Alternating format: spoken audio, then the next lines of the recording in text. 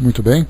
Nós vamos então fazer o início do nosso estudo de hoje, do nosso livro Vinha de Luz. O texto que nós vamos estudar é o texto de número 150, Dívida de Amor, um texto que tem uma mensagem bastante interessante no que diz respeito. Eu posso mandar para você depois, Marcinha, me lembra que depois eu mando, tá? No final do estudo eu transfiro para você. Ou então coloca teu e-mail aqui para mim que depois eu passo, sem nenhum problema. Então a gente vai, nesse texto, ele é bastante real, dentro da nossa presença, dentro do contexto, como seres encarnados, como seres participantes de uma sociedade. Manda em PVT para mim, tá? Bom dia, Betinha. Como seres encarnados, seres participantes de uma sociedade. E aí então eu quero começar aqui pegando exatamente o contexto em que Emmanuel separa para nós o versículo do nosso estudo, aqui do livro de Romanos, né, das cartas aos Romanos, lembrando que Paulo de Tarso se comunicava com aquelas comunidades onde ele fazia visita, levando, divulgando a mensagem do Evangelho, e aí, então através dessas cartas ele levava a mensagem, se aproximava daqueles amigos que começavam então a abraçar essa doutrina e principalmente abraçar a causa da transformação do mundo, né, ainda que fosse naquele pequeno mundo onde eles viviam. E essas cartas então se tornaram para nós uma grande referência dessas orientações nas comunidades, né? E aqui então no Romanos 13 ele começa dizendo o seguinte, eu vou fazer a leitura aqui corrida, né, para a gente poder pegar, e depois veremos como ela é profunda na sua mensagem. Toda alma esteja sujeita às potestades superiores, porque não há potestade que não venha de Deus. E as potestades que já foram ordenadas, as potestades que há, foram ordenadas por Deus. Por isso quem resiste à potestade, resiste à ordenação de Deus. E os que resistem terão sobre si mesmos a condenação. Porque os magistrados não são terror para as boas obras, mas para as más. Queres tu, pois, não temer a potestade? Faze o bem e terás louvor dela, porque ela é ministro de Deus para teu bem. Mas se fizeres o mal, teme, pois não traz debalde a espada, porque é ministro de Deus, vingador para castigar o que faz o mal. Aqui nós vemos naturalmente, né, uma mensagem que tem aqui um tom bastante característico naquela época, frisando muito a questão do castigo, a questão da punição, né, para aqueles que infringiam as leis de Deus, né, mas a gente já muda essa perspectiva, lembrando sempre da responsabilidade, lei de causa e efeito. Era necessário, Brás, sem dúvida, né, era importante colocar assim, um tom bastante rígido com aquelas comunidades que começavam a mudar a forma de pensar, e isso para que pudessem entender exatamente ali o que significaria, né, o que significava o erro na conduta naquele momento. Portanto, é necessário que estáis sujeitos não somente ao castigo, mas também pela consciência. Aqui já é um detalhe interessante, porque é importante que nós nos submetamos a essas leis, não por medo da punição, mas por consciência, por entender que aquilo que nós fazemos hoje, do certo e do errado, é exatamente o que mostrará o nosso grau evolutivo, o nosso grau de entendimento com relação a essa nossa conexão com Deus e a nossa participação também aqui no nosso mundo. Por essa razão, aqui nós entramos agora na mensagem de Emmanuel, exatamente no trecho que ele selecionou para nós. Por essa razão, também pagais tributos, porque são ministros de Deus, atendendo sempre a isso mesmo. Portanto, dai a cada um o que deveis. A quem tributo, tributo. A quem imposto, imposto. A quem temor, temor. A quem honra, honra. A ninguém devais coisa alguma, a não ser o amor com que vos ameis uns aos outros, porque quem ama aos outros cumpre a lei. Com efeito, não adulterarás, não matarás, não furtarás, não darás falso testemunho, não cobiçarás, e se há algum outro mandamento, tudo nessa palavra se resume: amarás a teu próximo como a ti mesmo. O amor não faz mal ao próximo, de sorte que o cumprimento da lei é o amor. E te digo, conhecendo o tempo, que já é hora de despertarmos do sono, porque a nossa salvação está agora mais perto de nós do que quando aceitamos a fé. A noite é passada e o dia é chegado. Rejeitemos, pois, as obras das trevas e vistamo-nos com as armas da luz. Andemos honestamente, como de dia, não em glutonarias, nem bebedeiras, nem em desonestidades, nem em dissoluções, nem em contendas e inveja, mas revestivos do Senhor Jesus Cristo, e não temais cuidado da carne e suas concupiscências. Essa passagem aqui, então, que trata exatamente dessa questão da honestidade, da questão do amor, é o que Emmanuel aborda para nós aqui hoje. Né? Bom dia, pessoal que chegou. E ele diz o seguinte, então, porque ele separa exatamente esse versículo, o versículo número 7 desse capítulo 13, dizendo para nós: portanto, dai a cada um o que deveis, a quem tributo, tributo, a quem imposto, imposto, e a quem temor, temor, e a quem honra, honra. Ou seja, nos orienta para assumirmos as responsabilidades que nós temos no mundo que nós vivemos hoje. Porque dá a impressão de que nós vivemos nesse mundo sem nenhum tipo de compromisso com a sociedade na qual nós estamos inseridos. Só que, na verdade, como sendo seres participantes dessa sociedade, nós devemos não apenas cumprir os requisitos que elas nos solicitam, mas fazer isso com consciência e fazer isso com amor, que essa é a parte mais importante. E nós colocamos aqui, ele fala de tributos, ele fala de temor, ele fala de impostos, ele fala de honra, mas nós podíamos colocar também eleições, legislação, participação e tudo aquilo que diz respeito à nossa presença aqui hoje. Porque, entendendo que nós somos espíritos encarnados e que a nossa encarnação não é apenas uma questão de desenvolvimento dos valores morais nos problemas de relacionamento que nós temos.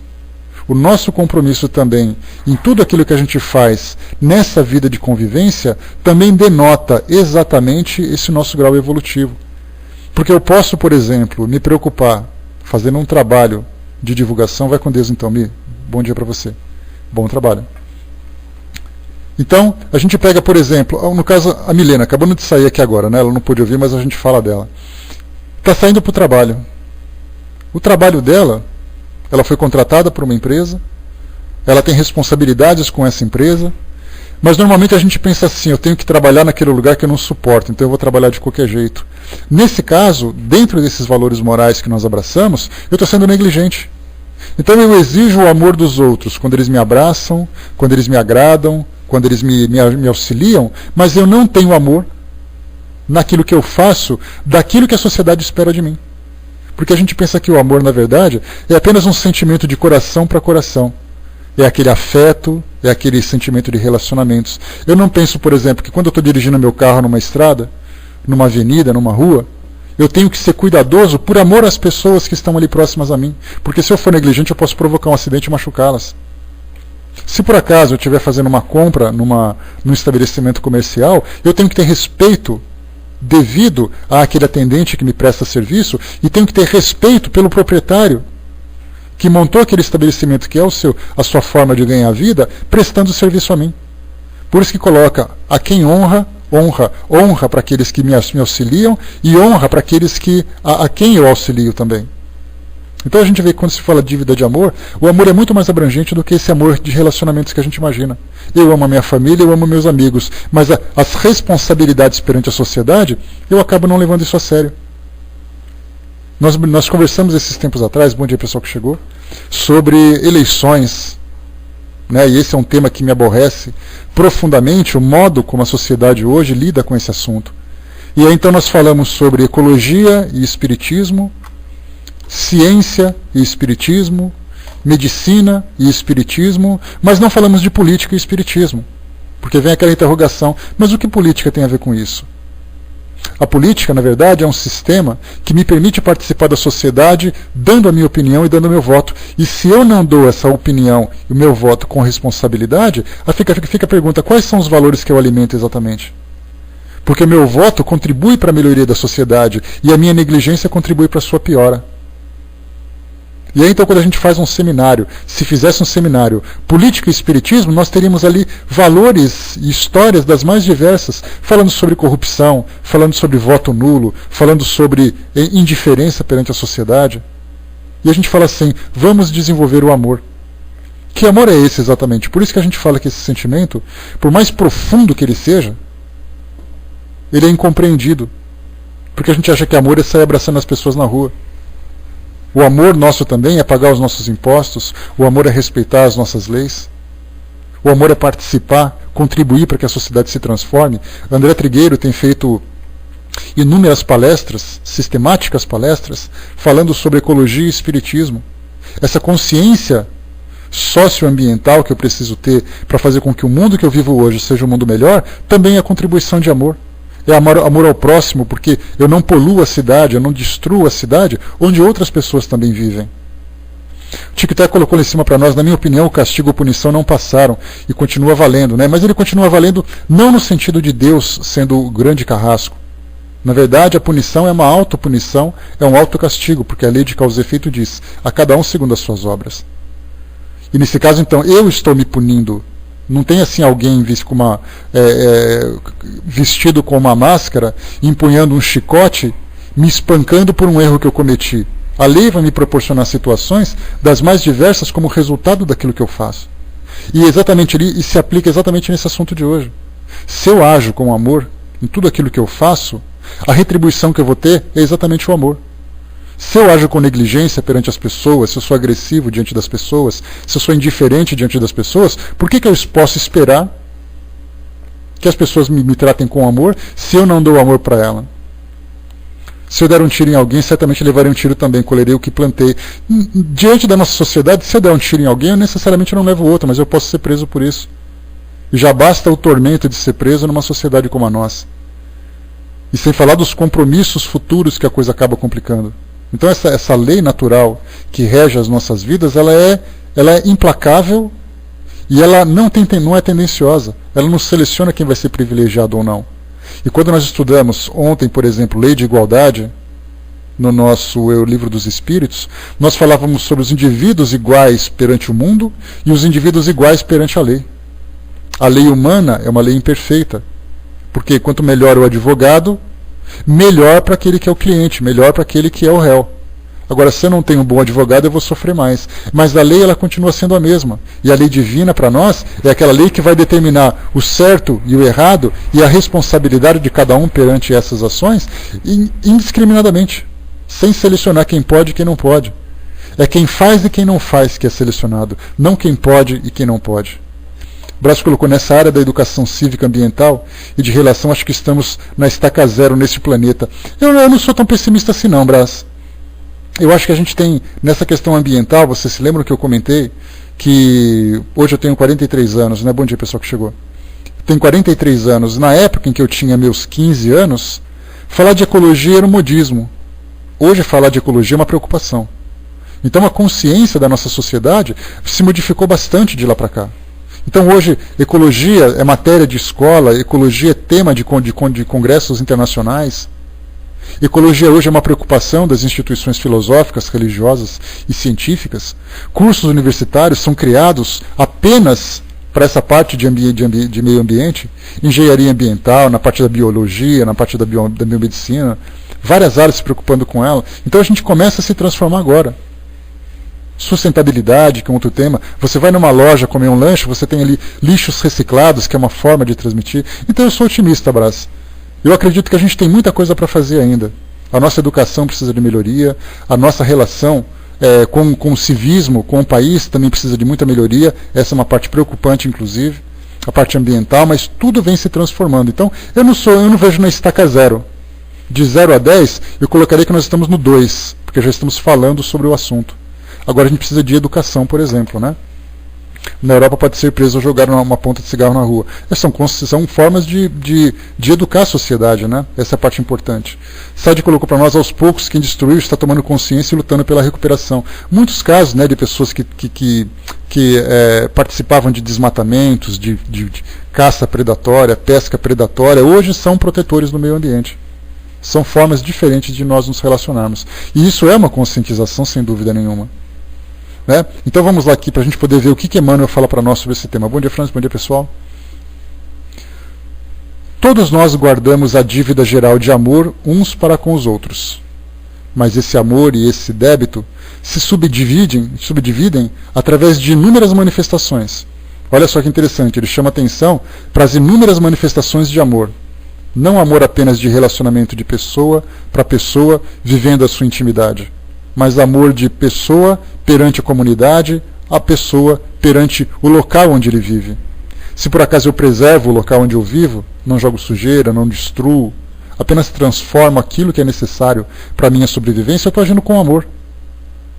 Então a gente vê, por exemplo, indivíduos que se destacaram na nossa sociedade, que foram, por exemplo, que foram premiados com o Prêmio Nobel da Paz, aqueles que lutavam por ecologia, que lutavam por direitos sociais. Existe amor maior do que esse pelo mundo e pelas pessoas? Então a gente acha que para poder demonstrar amor precisamos realizar uma obra daquela envergadura, daquela dimensão. Só que nem todos somos capazes disso. A força interior de cada pessoa, o entendimento que ela tem, isso vem se desenvolvendo durante muito tempo. É a questão da lei de igualdade de novo. As pessoas são iguais perante a lei, mas são diferentes nos níveis de evolução em que se encontram. E aí então esse amor que elas demonstram é exatamente isso, essa perseverança, esse otimismo de fazer com que o mundo mude, não apenas por uma questão de promoção pessoal, mas por uma necessidade de fazer com que o bem prevaleça, com que o bem se dissemine entre as pessoas com quem ela convive. E continua. A cada ser, a cada coisa, paisagem, circunstância, situação, devemos algo de amor em expressão diferente. A criatura que desconhece semelhante impositivo não encontrou ainda a verdadeira noção de equilíbrio espiritual, fundamental essa expressão, equilíbrio espiritual. Quando eu me encontro espiritualmente equilibrado, porque eu já consegui alcançar um certo patamar de evolução, de entendimento, de conscientização, eu caminho e perambulo perante todas as áreas da minha sociedade com equilíbrio, com justiça, com bom senso, sendo produtivo. Essa é a parte fundamental. Bom dia, Ju. Bom dia, pessoal. Essa é a parte fundamental. Então, equilibrado emocionalmente ou espiritualmente, eu consigo me comportar da mesma forma em qualquer lugar que eu esteja. Eu estou no centro espírita ali ouvindo uma palestra, recebendo um passe, participando de alguma atividade, aí eu demonstro aquela minha face de pessoa santificada, de pessoa tranquila. Quando eu saio na rua, eu tenho que manter essa mesma conduta.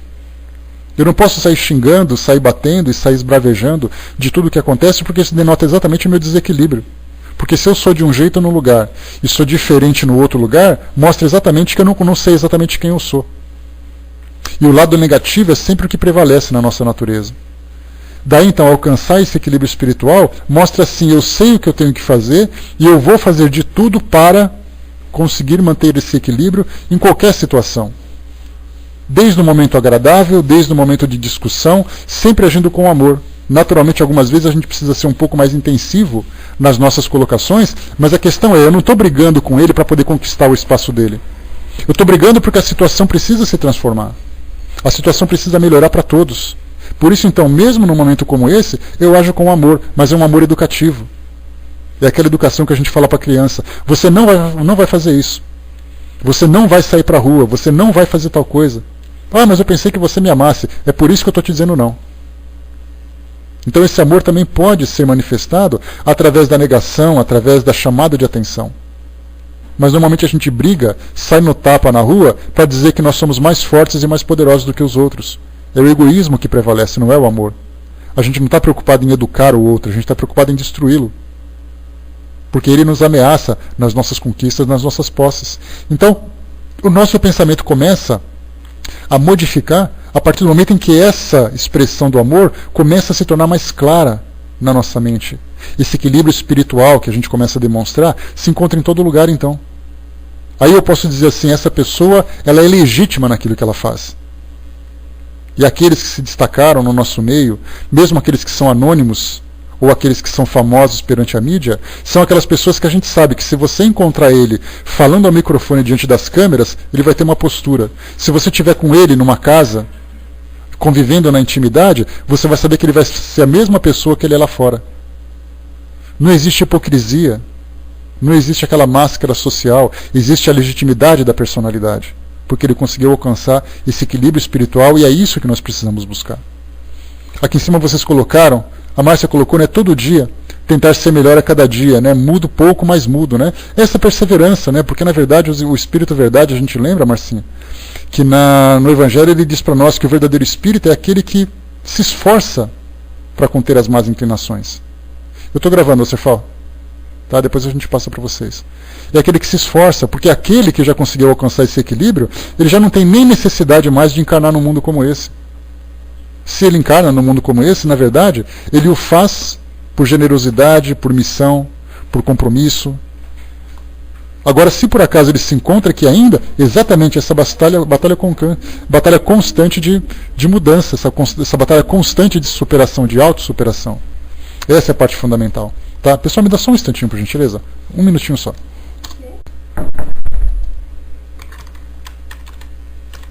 Pronto, voltei, pessoal. Me desculpe aqui a interrupção. Então a gente falava exatamente sobre isso, essa face que nós estamos desenvolvendo no nosso dia a dia. A doutrina nos proporciona isso pela intensidade dos seus ensinamentos, nos proporciona isso pela prática constante que nos é exigida nas nossas atividades, nas nossas ações. Essa conscientização que nós desenvolvemos através dos estudos, através das reflexões, através das mensagens. Essa é a proposta que uma filosofia dessa traz para todos nós. A gente lembra sempre que quando eu falo de filosofia de vida, que é exatamente essa expressão que nós utilizamos, mas muito pouco compreendemos, que nós nos colocamos como seguidores de determinadas religiões, mas não adotamos a sua filosofia como sendo para nós uma proposta de vida. E aí então nós temos uma doutrina que ela foge desse conceito religioso dos rituais, das práticas e tudo mais, e nos chama a atenção dizendo assim, olha, se você quer ser espírita, vai para fora, vai para a rua e demonstra aquilo que você sabe. E falando desses conceitos morais, desses conceitos evangélicos, nós vamos crescendo e vamos nos desenvolvendo cada vez mais. É essa filosofia de vida que nós temos que abraçar, que os orientais fazem isso com muita facilidade. Pegamos, por exemplo, o budismo, pegamos, por exemplo, Seishonoye, que é uma filosofia oriental. Bom dia, Luiz, beijos. Que é uma filosofia oriental. Isso tem uma prática constante. Aqueles que seguem realmente, nós percebemos a serenidade no seu comportamento.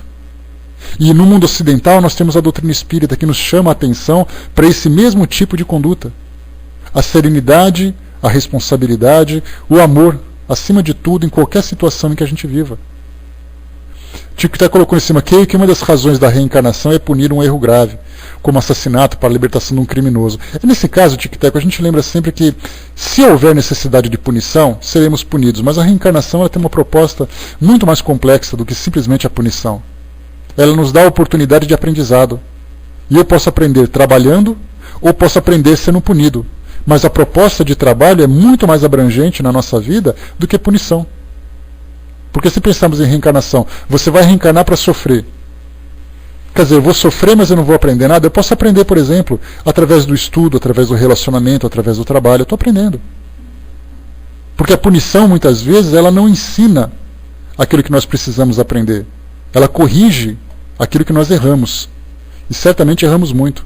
Mas não necessariamente tanto. Do contrário, seria assim, todos nós aqui hoje fomos assassinos no passado. Podemos até ter sido. Mas não necessariamente esse é o motivo da nossa encarnação hoje. É motivo de reparação? Sim. De erros talvez não graves, erros superficiais. Uma das razões, né? Mas às vezes a gente acaba colocando isso como ponto principal, acaba sendo meio equivocado. A nossa proposta reencarnatória ela vai muito mais além do que simplesmente a punição de crimes graves. Ela vem de educação de condutas equivocadas nossas. Continua aqui para nós então.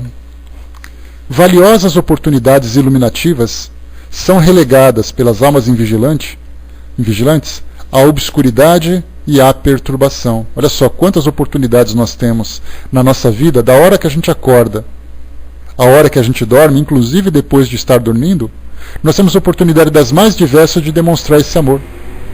Amor por nós mesmos, na autoeducação da nossa alimentação, do cuidado do nosso corpo físico, dos nossos sentimentos, do nosso intelecto que precisa ser desenvolvido, da participação, da convivência com outras pessoas. Valiosas oportunidades são simplesmente negligenciadas, jogadas fora, porque a gente vive ainda em cima desse nosso egoísmo. Que prodigioso Éden seria a Terra se cada homem concedesse ao próximo o que lhe deve por justiça. O homem comum, todavia, gravitando em torno do próprio eu, em cima de egoísmo feroz, cerra os olhos às necessidades dos outros, esquece-se de que respira no oxigênio do mundo, que se alimenta do mundo e dele recebe o material imprescindível ao aperfeiçoamento e à redenção. A qualquer exigência no campo externo, agasta-se e irrita-se, acreditando-se o credor de todos. Ou seja, acreditamos que o mundo nos deve, que as pessoas devem fazer isso, que as pessoas devem me entender, que as pessoas devem se afastar, que as pessoas devem me respeitar, para que eu possa viver tranquilamente. E eu nunca penso que eu preciso muitas vezes me afastar, eu preciso ajudar, eu preciso ser atencioso, dar atenção para aqueles que também precisam se desenvolver. E aí, então, se nós conseguíssemos alcançar esse grau de consciência, certamente o mundo se transformaria radicalmente e muito rápido. Continua. Muitos sabem receber, raros sabem dar. Por que esquivar-se alguém dos petitórios do fragmento de terra que nos acolhe, o espírito? Por que negar respeito ao que comanda ou atenção ao que necessita? Aqui ele diz o seguinte: por que esquivar-se alguém dos petitórios do fragmento da terra que nos acolhe o espírito? Ou seja, o fragmento de terra que nos acolhe é esse local que a gente vive, a nossa casa, o nosso bairro, a nossa cidade, o nosso país. E vivendo num mundo como esse, nós somos submetidos a leis, a regulamentos, a regras, a exigências. Por que nós tentamos fugir, escapar dessas responsabilidades desse ambiente que nós vivemos hoje? Tem uma passagem no livro de Mateus, a gente lembra, no capítulo 22, em que os discípulos foram enviados junto com aqueles que eram seguidores de Herodes, falando com Jesus, né, que sabem da sua grandeza, sabem da sua majestade, da sua verdade, reconhecem os ensinamentos que ele transmite, os ensinamentos dos caminhos até Deus, e não se preocupa, por exemplo, com a aparência dos homens, ele é igual nas suas ações. E nesse momento, perguntaram para ele então naquela passagem que a gente conhece: me fala uma coisa, é lícito, é justo, nós temos que pagar o tributo a César, que era ali o governante daquela região da Palestina? Jesus respondeu, percebendo assim aquela certa malícia, aquela certa maldade, perguntou para eles assim: por que vocês estão experimentando, seus hipócritas? Me dá uma moeda desse tributo que vocês estão comentando de César. Aí pegou a moeda, naquela passagem, naquela situação de cara ou coroa, virou ali a cara, tinha a foto exatamente desse soberano. E aí ele diz assim: de quem é essa esfinge? De quem é essa imagem, essa inscrição? E eles disseram: é de César. Então ele disse: dais, pois, a César o que é de César, e a Deus o que é de Deus. Ou seja, a moeda que circula e que diz respeito aos impostos, você tem que dar por um compromisso, por uma obrigação moral. E a Deus o que é de Deus, ou seja, aquilo que é o seu sentimento, o seu pensamento, a sua conduta, essa sim vai ser direcionada a Deus. Então essa responsabilidade social que nós precisamos ter, porque nós exigimos muito isso dos governos, das empresas, porque a empresa tem que ter consciência social de evitar a poluição, tá? Sim, tá na ponta da língua, Luísa. De pegar assim, a empresa não pode poluir, a empresa precisa pagar bem, a empresa precisa colaborar com o desenvolvimento social, o governo tem que dar escola, tem que fazer isso e tudo mais. E os cidadãos lavam as mãos. Eu não tenho obrigação nenhuma, eu pago meus impostos, ele que tem que fazer. Se eu jogo lixo no chão, eu jogo porque eu quero, eu pago imposto, tem gente que limpa. Então esse nosso egoísmo de achar, por exemplo, que o mundo está à nossa disposição, que esse nosso mundo é um grande cenário, simplesmente para nos acolher, como se fosse um hotel 5 estrelas, que a gente manda e desmanda para o nosso próprio benefício, começa a se transformar quando a gente entende que nós não somos turistas, mas que nós somos colaboradores para fazer com que esse mundo seja melhor. Se por acaso nós nos alimentamos naquele local, nós temos que lavar o nosso prato, nós temos que recolher o nosso lixo. E não simplesmente dizer: eu estou pagando para que alguém faça. Essa nossa mentalidade, ela tem que ser transformada. Porque essa desigualdade que a gente olha na sociedade, eu pago e o outro me serve. Eu tenho a posição de comando e o outro tem a posição de obedecer. Quando a gente começa a ver que todos nós somos iguais e que, embora ocupemos posições diferentes na sociedade, nós temos responsabilidades de uns para com os outros, aí então as nossas ações vai se modificar completamente. A gente vai respeitar aquele que pega o lixo e aquele que é o dono do estabelecimento, da mesma forma. Não temendo aquele que é o dono e não desprezando aquele que é simplesmente o funcionário. Júnior colocou, né, mas para que tudo isso funcione, precisamos contribuir com a nossa parte. Se você joga o lixo para manter o emprego do gari, então, por que não morrer, né? Já pensou? Então, na verdade, a gente sabe que a própria natureza já faz a sua parte sujando o nosso planeta, né? Agora, infelizmente, nós contribuímos para deixar a coisa pior. Francis colocou, não viemos à Terra com um passaporte, sim com uma carteira de trabalho, né? Todo mundo que chega no berçário, né, Francis, recebe, toma seu crachá. Não é assim, ó, toma seu passaporte para você brincar. Todos nós somos credenciados como trabalhadores em potencial. E eu digo trabalhadores em potencial porque nem todos cumprem esse compromisso, essa responsabilidade que recebe logo no início. O Wasserfall colocou, né, com certeza, né, porque o número maior ainda é dos que não pensam como nós. Né? É o que é uma pena. Né? Muitos pensam como nós, mas não fazem, como nós também não fazemos muitas vezes, o Wasserfall. Essa dificuldade que a gente tem de colocar em prática aquilo que a gente acredita é um problema. Porque nós estudamos na teoria todos esses valores. A prática dele é sempre muito mais complicada. Porque a prática exige renúncia, exige esforço, exige perseverança, dedicação, responsabilidade, que são valores ainda que são meio capengas na nossa carteira de virtudes. Continua aqui para nós. Resgata os títulos de amor que te prendem a todos os seres e coisas do caminho. Quanto maior a compreensão de um homem, mais alto é o débito dele para com a humanidade. Quanto mais sábio, mais rico para satisfazer aos impositivos de cooperação no progresso universal. Não te iludas. Deves sempre alguma coisa ao companheiro de luta, tanto quanto a estrada que pisas despreocupadamente. E quando resgatares as tuas obrigações, caminharás na terra recebendo o amor e a recompensa de todos. Então a gente vê que espiritismo e sociedade, espiritismo e política, espiritismo e meio ambiente, espiritismo e legislação, são temas que nós podemos abordar com a maior naturalidade, porque nós percebemos que tudo isso diz respeito à forma como nós interagimos com a sociedade, com o mundo onde nós nos encontramos. E não basta apenas nós sermos mansos nas palavras e termos sentimentos verdadeiros uns pelos outros. A gente tem que também distribuir esse mesmo sentimento, essa mesma conscientização perante tudo e todos que nos circundam. Tudo. Um lixo que a gente joga no chão é falta de amor com o mundo que a gente vive, falta de amor com as pessoas. Uma lei que nós infringimos em qualquer lugar que nós estejamos é falta de amor perante a sociedade, porque as leis exigem para que todos nós possamos viver de uma forma equilibrada. Os nossos impostos, os nossos votos, tudo diz respeito a essa conscientização. Mas por que você tem que fazer isso? Eu tenho que fazer porque é minha obrigação. Eu tenho que fazer porque eu tenho que fazer. Eu não preciso fazer porque estão me mandando fazer. Eu tenho a necessidade de fazer porque essa é a minha colaboração para fazer com que esse mundo de provas e expiações se transforme no mundo de regeneração. Nós queremos regenerar o mundo, mas nunca pensamos o que nós podemos fazer para fazer com que o mundo se transforme.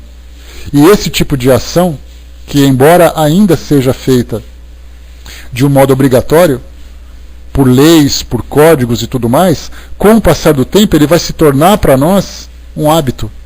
E quando nós conseguimos fazer dessa atitude um hábito, aí então o mundo começa a se transformar de fato. Porque não precisam me mandar, eu não preciso ser vigiado para fazer as coisas. Eu vou preservar o mundo, vou ter respeito pelas pessoas, mesmo que ninguém esteja olhando. Eu farei simplesmente pelo fato de eu tenho que fazer porque eu tenho que fazer. Lembre que nós comentamos ontem sobre adestramento e educação. A nossa vida ainda é por adestramento. Por que eu não jogo sujeira no chão? Porque eu posso ser multado.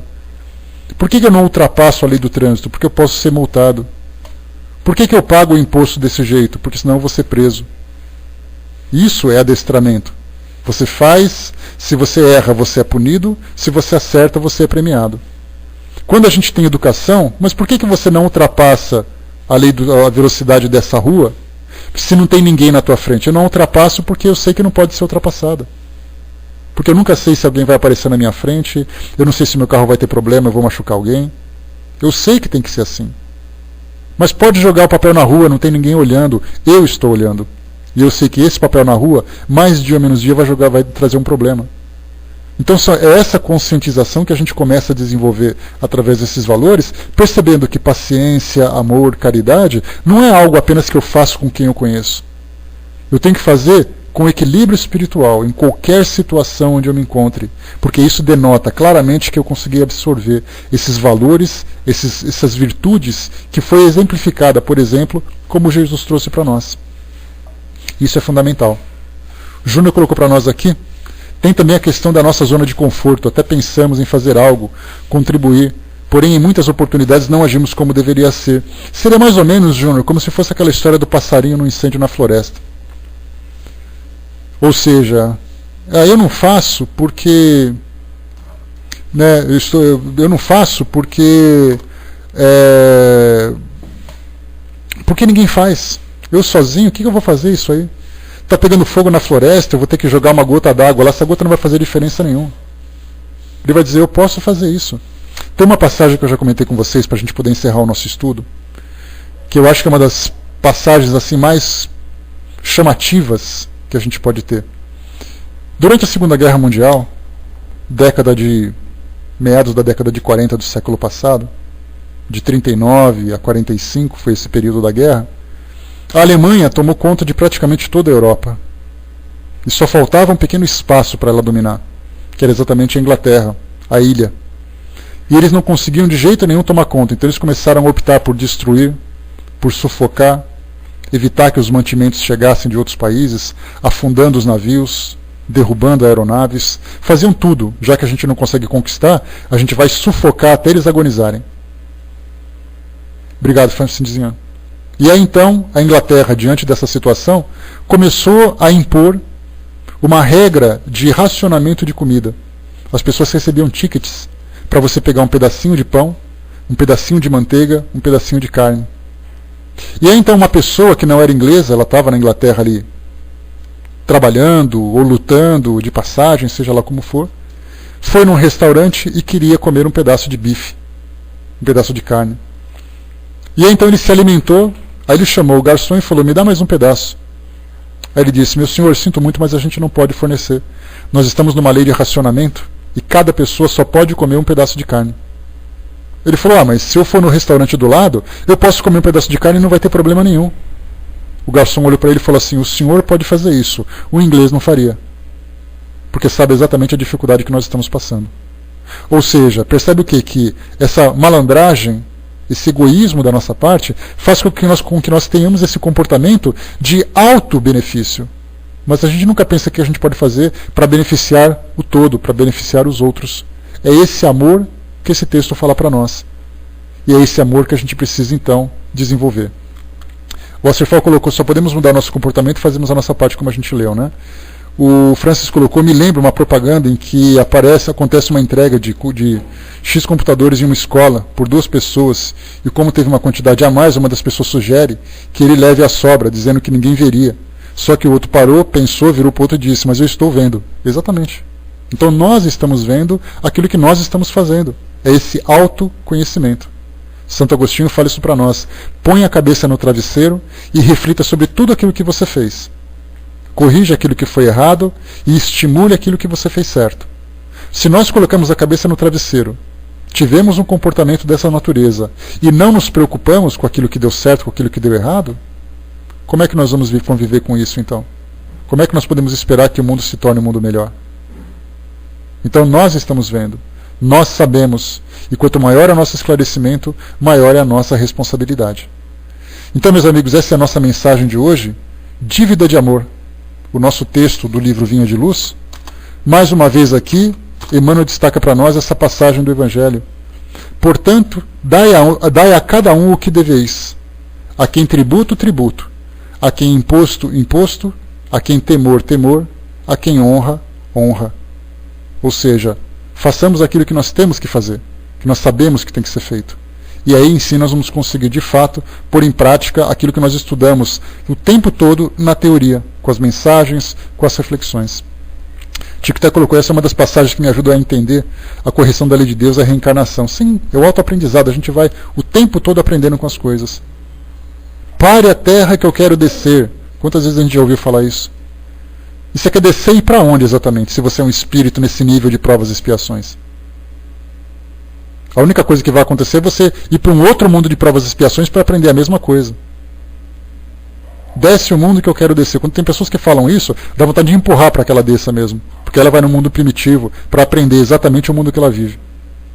Mas aí eu penso assim, eu não posso fazer isso, coitadinha, porque ela está aprendendo tanto quanto eu, né?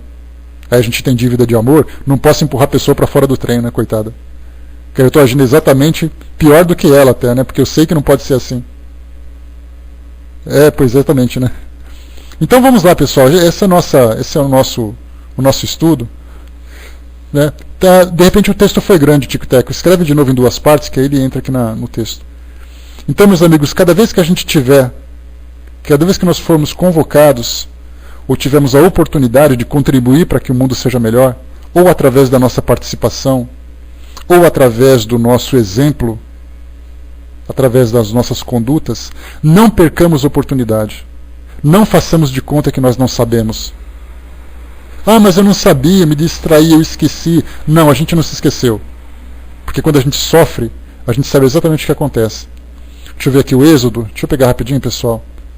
Acabei de receber a notícia da Milena que o nosso amigo Reinaldo já foi liberado da UTI e já se encontra no quarto, tá? Então tivemos aqui uma ótima notícia no dia de hoje. Aqui para o Reinaldo.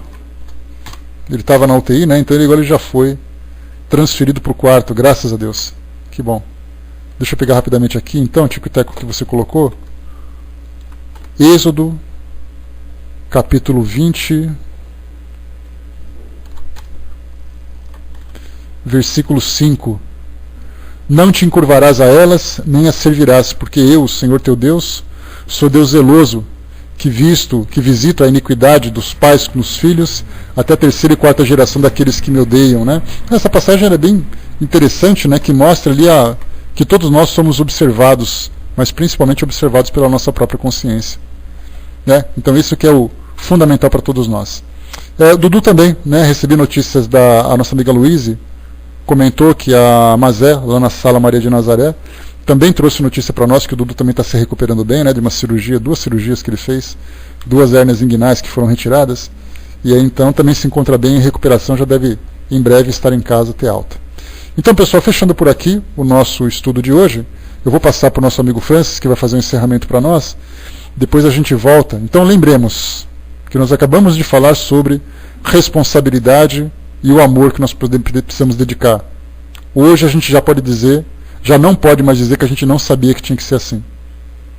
Toda vez que nós aprendemos alguma coisa, é algo que nós temos que guardar.